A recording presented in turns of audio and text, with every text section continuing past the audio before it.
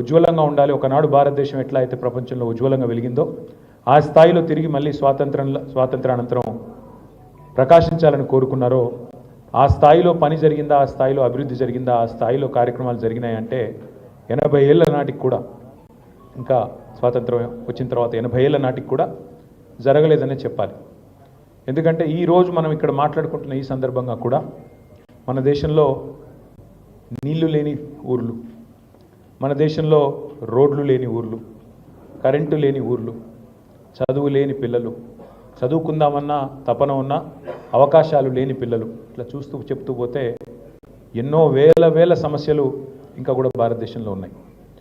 ఒక మాట మనం తిరిగి ఆలోచించుకుంటే ఎందుకు మరి ఇట్లా ఉంది అని ఆలోచిస్తే ఒకసారి మననం చేసుకుంటే, ఎందుకంటే స్వాతంత్రం కోసం పోరాడిన ప్రతి ఒక్కరూ ఆశించింది కేవలం స్వాతంత్రం మాత్రమే కాదు.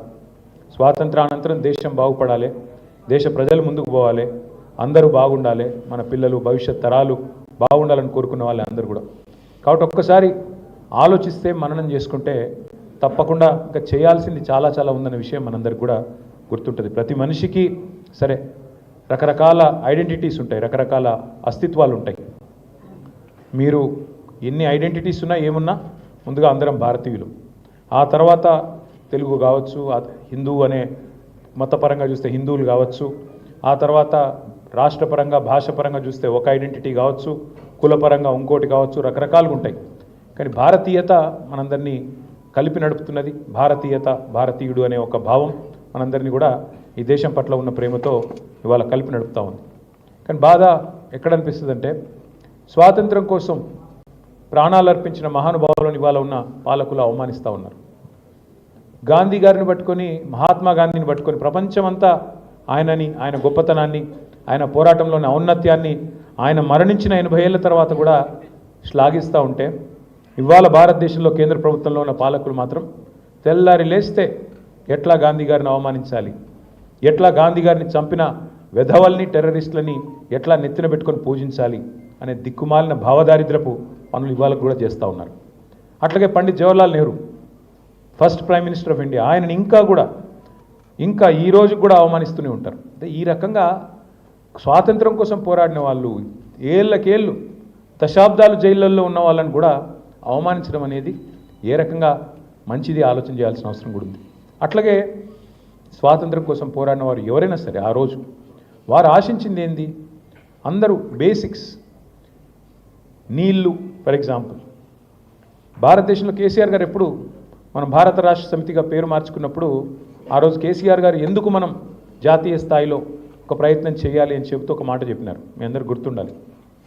భారతదేశంలో సమృద్ధిగా నీళ్లు ఉన్నాయి. అన్ని నదులు చూస్తే దాదాపు 70,000 టీఎంసీల నీళ్లు భారతదేశంలో ఉన్నాయి.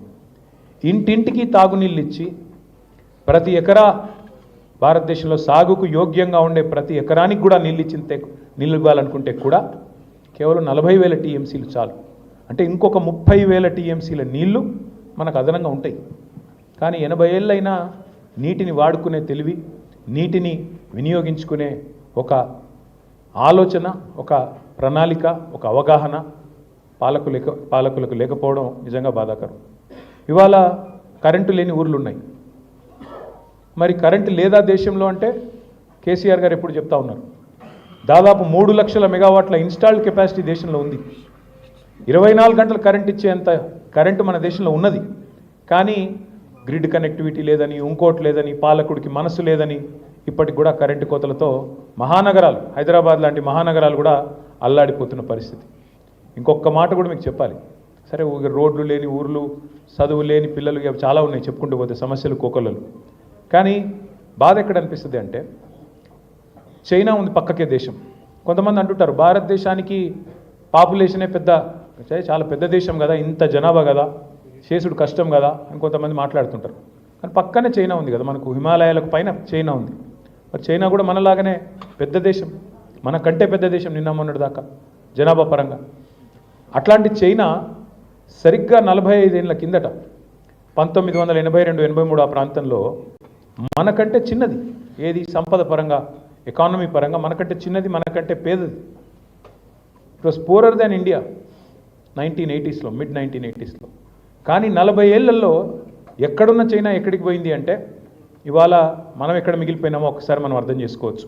మనకంటే పేద దేశం, మనకంటే మరి వనరులు తక్కువ ఉన్న దేశం, కానీ ఒక పట్టుదలతో 40 ఏళ్లలో ఇవాళ చైనా అమెరికాతో పోటీ పడుతున్నది. 40 ఏళ్లలో చైనా ఇవాళ పట్టుదలతో కసితో పనిచేసి ప్రపంచంతో పోటీ పడుతున్నది. చైనా యొక్క ఎకానమీ ఐడియా కోసం చెప్తా ఉన్నా మీకు. ఆ రోజు 1980స్లో India China, in fact India was a bigger economy. కానీ ఈరోజు చైనా 20 ట్రిలియన్ల పైన ఉన్నది, మనమేమో ఇంకా 3.4 ట్రిలియన్ల కాడనే ఆగిపోయినాం. అంటే మనకంటే 6 రెట్లు పైన ఇవాళ చైనా ఉంది.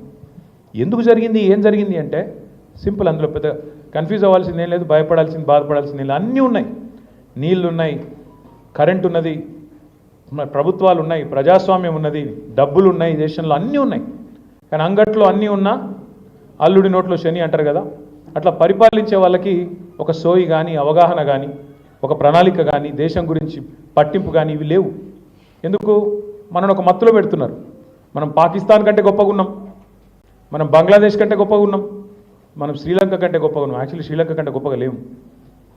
అంటే మనం ఎవరితో పోల్చుకుంటున్నామో అత్యంత బలహీనులు, ప్రజాస్వామ్యం లేని దేశాలు, నియంతల పాలనలో బతికిన దేశాలు, వాటితో పోల్చుకొని సంబరపడి మతం మత్తులో ఇంకో దానిలో పడి మనమేమో వెనుకకు పోయినాము. ఇవాళ చైనా లాంటి దేశాలు ప్రపంచంతో పోటీ పడుతూ ఎక్కడికో వెళ్ళిపోయినాయి.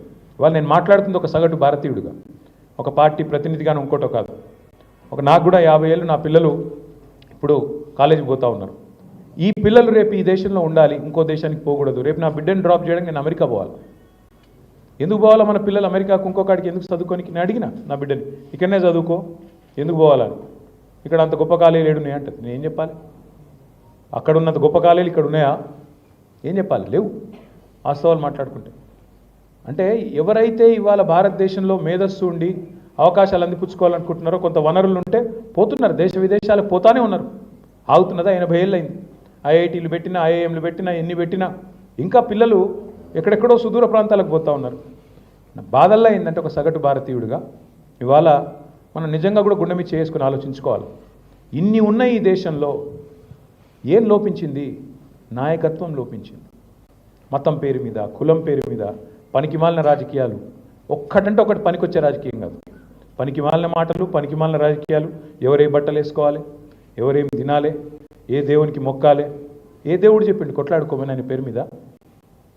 మా దేవుడు గొప్పనా, మీ దేవుడు గొప్పనా? ఇంకా 80 ఏళ్ళ తర్వాత కూడానా?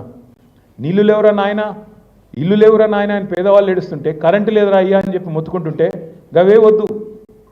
కులం పేరు మీద, మతం పేరు మీద పంచాయతీ పెట్టుకోవాలి, కొట్టుకోవాలి, తెల్లారులేస్తే గుద్దుకోవాలి, అందులోకి చలిమంటలు కొంతమంది కాసుకోవాలి, కేంద్రంలో కూర్చోవాలి, రాష్ట్రంలో కూర్చోవాలి. దౌర్భాగ్యం ఏంటంటే భారతదేశానికి స్వాతంత్రం వచ్చే ముందు ఇప్పుడున్న కేంద్రంలో ఉన్న పార్టీకి ఏ పాత్ర లేదు భారతదేశ స్వాతంత్రంలో. ఇవాళ వాళ్ళు కేంద్రంలో మనకు దేశభక్తి పాఠాలు చెప్తారు. ఇక రాష్ట్రంలో అయితే మీకు తెలుసు నాకంటే బాగా, తెలంగాణ ఉద్యమంలో మనకు వ్యతిరేకంగా పనిచేసిన ఒక విధవ ఇవాళ వాడు ముఖ్యమంత్రి. బాధ అనిపిస్తుంది. That is the situation in the country today. ఏం ప్రేమ ఉంటుంది ఆయనకి తెలంగాణ మీద? ఉంటుందా? జై తెలంగాణ అనడానికి ఆయనకి చేయి వస్తలేదు, నోరు వస్తలేదు. ఆయనకి ప్రేమ ఉంటుందా తెలంగాణ మీద? గట్లాంటి వాళ్ళు ఇవాళ ప్రభుత్వ అధినేతలు అవుతున్నారు. ఎందుకు? ఎందుకంటే రాజకీయ నాయకుల్లో ఉండే ఒక భావదారిద్ర్యం ఒకవైపు, ప్రజల్లో ఉండే ఎకనామిక్ బ్యాంక్రప్సీ ఇంకోవైపు. ఈజీగా ఇప్పుడు 10 ఏళ్ళు కేసీఆర్ గారి పరిపాలనలు ఇవాళ బాధపడుతూ ఉన్నారు అందరూ. అయ్యో కేసీఆర్ గారు లేకపోయి ఎక్కడ పోయినా మాట్లాడుతున్నారు. కేసీఆర్ ఉంటే 24 గంటల కరెంట్ ఉంటుండే, కేసీఆర్ ఉంటే నీళ్లు మంచిగా అందుతుండే, కేసీఆర్ ఉంటే రైతు బంధు పడుతుండే. కరెక్టే. కానీ మరి ఓటేసే ముందు ఆలోచించాలి కదా. ప్రజాస్వామ్యంలో అది మర్చిపోతే ఎట్లా? మంచి వాళ్ళని వదులుకొని, దేశమంతా వదిలించుకున్న దరిద్రాన్ని నెత్తిన పెట్టుకొని, సమస్యలన్నీ మరి అట్లాగే ఉన్నాయి లేదా ఇంకా పెరుగుతున్నాయి అంటే బాధ అనిపిస్తున్నది. ఇప్పుడు నిన్న మా ఆడబిడ్డలందరూ పోయి అంబేద్కర్ దగ్గర ధర్నా చేసిండ్రు. ఎందుకు? తులం బంగారం ఇస్తా అన్నవాడు నన్ను గెలిపించండి,